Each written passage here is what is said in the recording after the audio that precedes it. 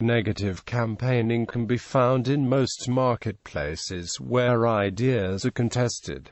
In U.S. politics, mudslinging has been called as American as Mississippi mud and as American as apple pie. Some research suggests negative campaigning is the norm in all political venues, mitigated only by the dynamics of a particular contest. Techniques. There are a number of techniques used in negative campaigning. Among the most effective is running advertisements attacking an opponent's personality, record, or opinion. There are two main types of ads used in negative campaigning: attack and contrast. Attack ads focus exclusively on the negative aspects of the opponent. There is no positive content in an attack ad, whether it is about the candidate or the opponent. Attack ads usually identify the risks associated with the opponent, often exploiting people's fears to manipulate and lower the impression voters have of the opponent. Because attack ads have no positive content, they have the potential to be more influential than contrast ads in shaping voters' views of the sponsoring candidate's opponent. Unlike attack ads, contrast ads contain information about both the candidate and the opponent. The information about the candidate is positive, while the information about the opponent is negative. Contrast ads compare and contrast the candidate with the opponent, juxtaposing the positive information about the candidate with the negative information of the opponent. Because contrast ads must contain positive information, contrast ads are seen as less damaging to the political process than attack ads. One of the most famous such ads was Daisy Girl by the campaign of Lyndon B. Johnson that successfully portrayed Republican Barry Goldwater as threatening nuclear war. Common negative campaign techniques include painting an opponent as soft on criminals, dishonest, corrupt, or a danger to the nation. One common negative campaigning tactic is attacking the other side for running a negative campaign. Dirty tricks are also common in negative political campaigns. These generally involve secretly leaking damaging information to the media. This isolates a candidate from backlash and also does not cost any money. The material must be substantive enough to attract media interest, however, and if the truth is discovered, it could severely damage a campaign. Other dirty tricks include trying to feed an opponent's team false information hoping they will use it and embarrass themselves. Often a campaign will use outside organizations, such as lobby groups, to launch attacks. These can be claimed to be coming from a neutral source, and if the allegations turn out not to be true, the attacking candidate will not be damaged, if the links cannot be proven. Negative campaigning can be conducted by proxy. For instance, highly partisan ads were placed in the 2004 U.S. presidential election by allegedly independent bodies like Move On, Organ Swift Boat Veterans for Truth. Push polls are attacks disguised as telephone polls. They might ask a question like, "How would you react if candidate A was revealed to beat his wife?" giving the impression that candidate A might beat his wife. Members of the media and of the opposing party are deliberately not called, making these tactics all but invisible and unprovable. G. Gordon Liddy played a major role in developing these tactics during the Nixon campaign, playing an important advisory of rules that led to the campaign of 1972.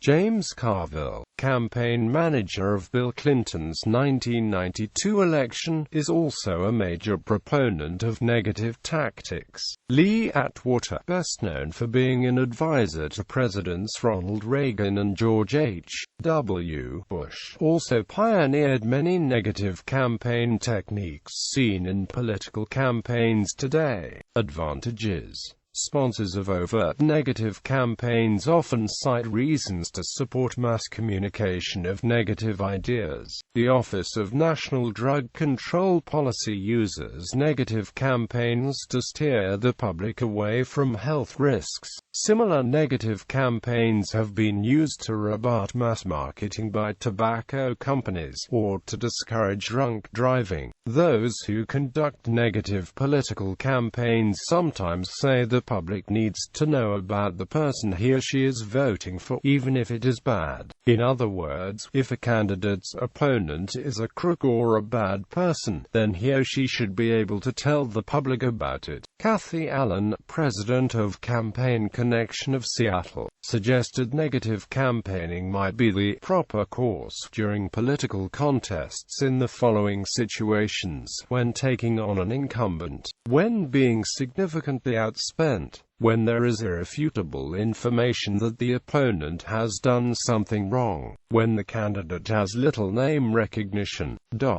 Campaign organizers who invest their fortunes in negative approaches differ with considerable research to support the merit of the spending. In a 1996 study, researchers concluded that the informational benefits of negative political ads possess the capacity to promote political participation, particularly among those otherwise least well equipped for political learning. Quote, "The testing found citizens who were aware of negative advertising were more likely to vote than those who didn't express recollection of such ads." Martin Wattenberg and Craig Bryans, of the University of California, Irvine, considered in the study whether negative campaigning mobilizes or alienates voters. They concluded that data used by Stephen Anzalabihari in a 1994 American Political Science Review article to advance the hypothesis that negative campaigning demobilizes voters was flawed. A subsequent study done by Stephen Anzalabihari and Shanto Iyengar in 1995 corrected some of the previous study's flaws.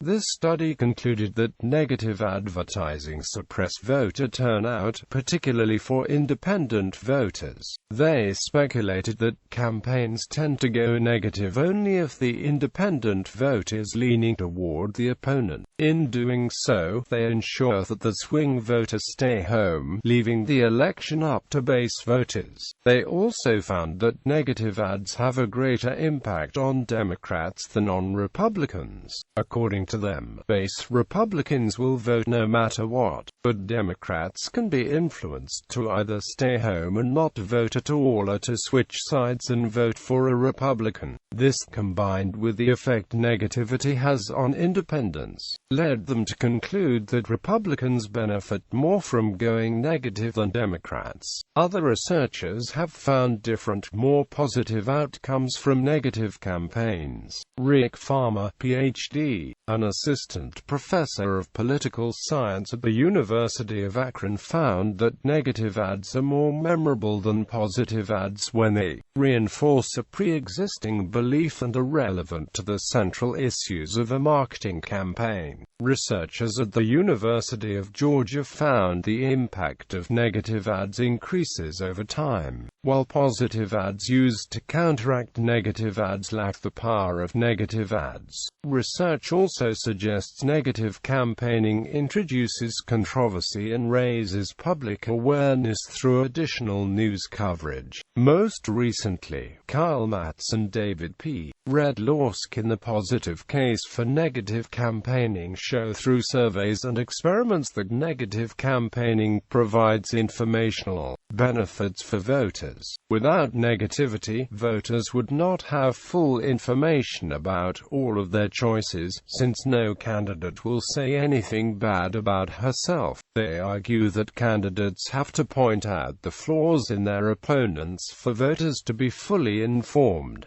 Risks and consequences. Some strategists say that an effective negative campaigning is that while it motivates the base of support, it can alienate centrist and undecided voters from the political process, reducing voter turnout and radicalizing politics. In a study done by Gina Garamone about how negative advertising affects the political process, it was found that a consequence of negative campaigning is greater image discrimination of the candidates and greater attitude polarization, while positive ads also contributed to the image discrimination and attitude polarization. Garamone found that negative campaigning played a more influential role in the discrimination and polarization than positive campaigning. Negative ads can produce a backlash. A disastrous ad was run by the Progressive Conservative Party of Canada in the 1993 Canadian federal election, apparently emphasizing Liberal Party of Canada leader Jean Chrétien's Bell's palsy partial facial paralysis in a number of unflattering photos, with a subtext of criticizing his platforms. Chrétien took maximum advantage of the opportunity to gain the public's sympathy as a man who struggled with a physical disability, and his party's subsequent overwhelming victory in the election helped reduce the governing Conservatives to 2 seats. A similar backlash happened to the Liberal Party in the 2006 federal election for running an attack ad that suggested that Conservative leader Stephen Harper would use Canadian soldiers to patrol Canadian cities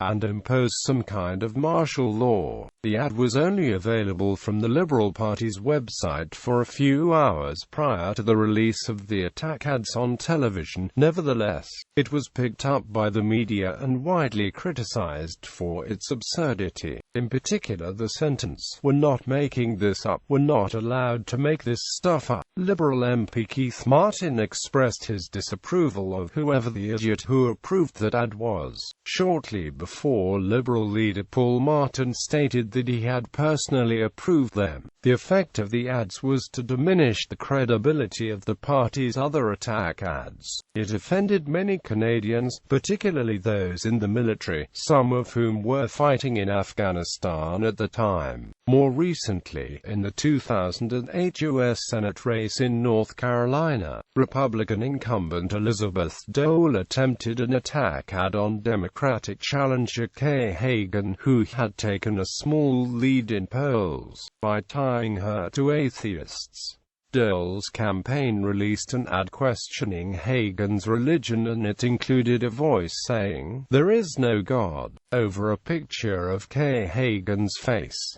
The voice was not Hagan's, but it is believed the ad implied that it was. Initially, it was thought the ad would work as religion has historically been a very important issue to voters in the American South, but the ad produced a backlash across the state, and Hagan responded forcefully with an ad saying that she was a Sunday school teacher and was a religious person. Hagan also claimed Dole was trying to change the subject from the economy. Hagan's lead in polls doubled and she won the race by a 9-point margin. Because of the possible harm that can come from being seen as a negative campaigner, candidates often pledge to refrain from negative attacks. This pledge is usually abandoned when an opponent is perceived to be going negative, with the first retaliatory attack being, ironically, an accusation that the opponent is a negative campaigner. While some research has found advantages and other has found disadvantages, some studies find no difference between negative and positive approaches. Research published in the Journal of Advertising found that negative political advertising makes the body want to turn away physically, but the mind remembers negative messages. The findings are based on research conducted by James James Angelini, professor of communication at the University of Delaware, in collaboration with Samuel Bradley, assistant professor of advertising at Texas Tech University, and Soon-Kyung Lee of Indiana University, which used ads that aired during the 2000 presidential election. During the study, the researchers placed electrodes under the eyes of willing participants and showed them a series of 30-second ads from both the George W. Bush and Al Gore campaigns.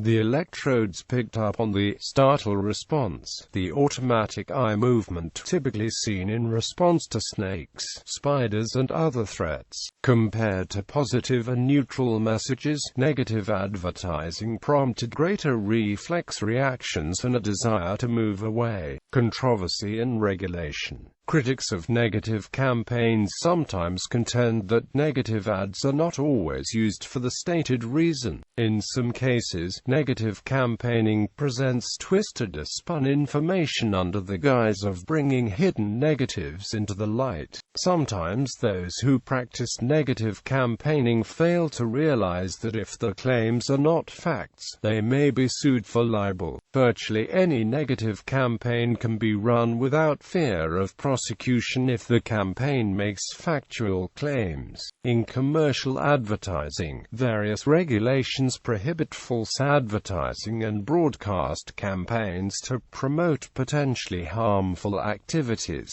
such as advertising tobacco products.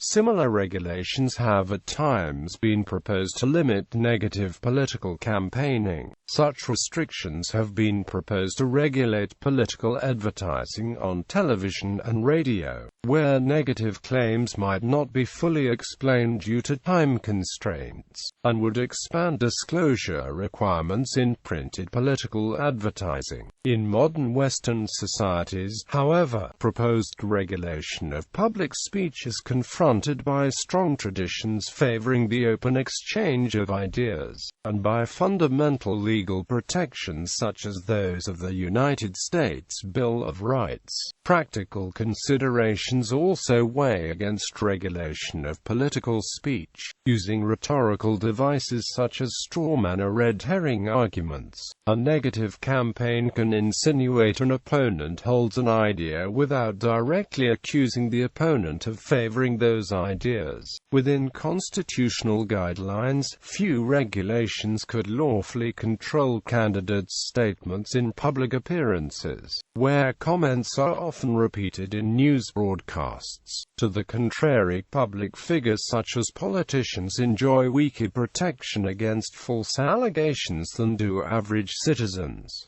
Notable examples: United States, the coffin handbills used by supporters of John Quincy Adams against Andrew Jackson in the 1828 presidential campaign. Jackson's mother was called a prostitute, and his wife an adulteress. The first radio advertising using negative campaigning came from the Republican Party in 1936. The Daisy ad used by Lyndon Johnson against Barry Goldwater in the United States presidential election, 1964. Black Baby of John McCain, slur in the George W. Bush primary campaign. Willie Horton and revolving door ads used in the 1988 presidential campaign against Michael Dukakis. The convention ad run by Richard Nixon against Hubert Humphrey in the 1968 presidential election. Rum, Romanism, and Rebellion comment by Reverend Samuel Burchard in the 1884 presidential election.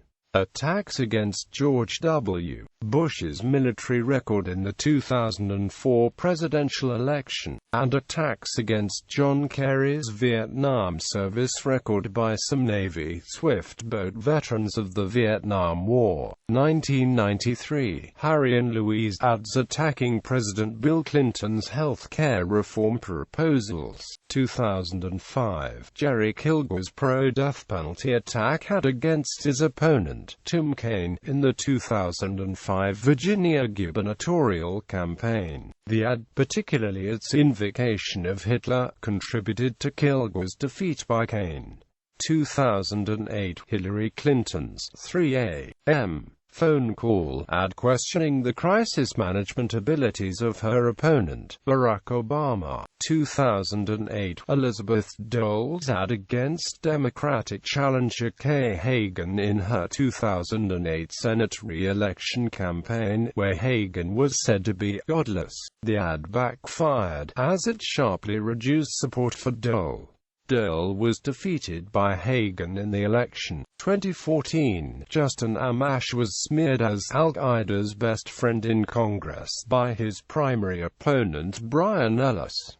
Elsewhere, New Zealand. In the 1975 New Zealand general election, the opposing National Party launched the infamous Dancing Cossacks television advertisement, animated by Hanna-Barbera. The attack advert claimed the incumbent Labour Party's recently introduced compulsory superannuation scheme could eventually lead to Soviet-style communism. Canada. In the 1993 Canadian federal election, the Progressive Conservative Party launched attack ads that were widely seen to be mocking opposing candidate Jean Chrétien's facial deformity. See 1993 Chrétien attack ad.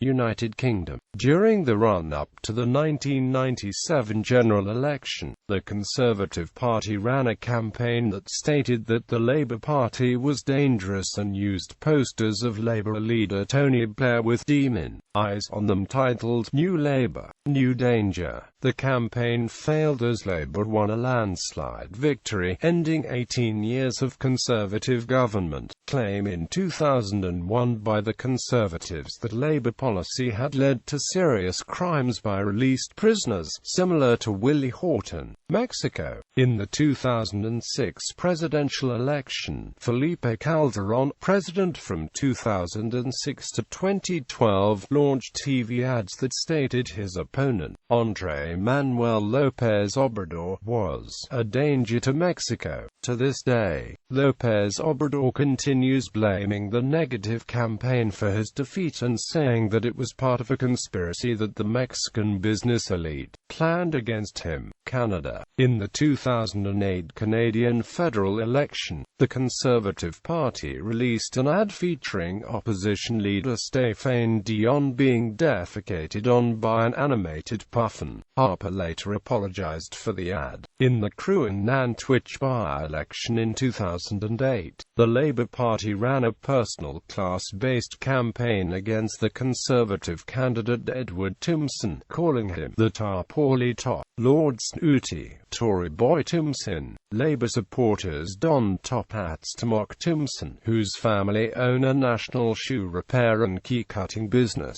The campaign was very poorly received and was condemned as negative and xenophobic by Conservative leader David Cameron.